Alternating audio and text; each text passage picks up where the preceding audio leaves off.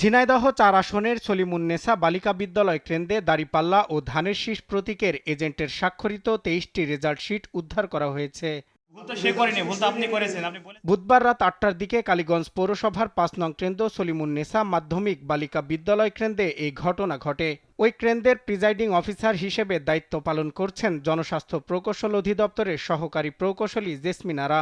এ ঘটনার পর কেন্দ্র পরিদর্শন করেছেন এক্সিকিউটিভ ম্যাজিস্ট্রেট সেলিম রেজা ও সহকারী রিটার্নিং অফিসার রিজওয়ানা নাহিদ। যে যখন ভোট গণনার সময় থাকবে তার উপস্থিতিতে আমরা নিশ্চিত করব যে কে থাকবে, তার এনআইডি কার্ড এবং তার নাম এবং সে তার কি পদবি সেটা আমরা লিখেছি। এ সময় সেলিম রেজা জানান, খবর পেয়ে কেন্দ্রে এসে ২৩টি রেজাল্ট শিট জব্দ করা হয়েছে।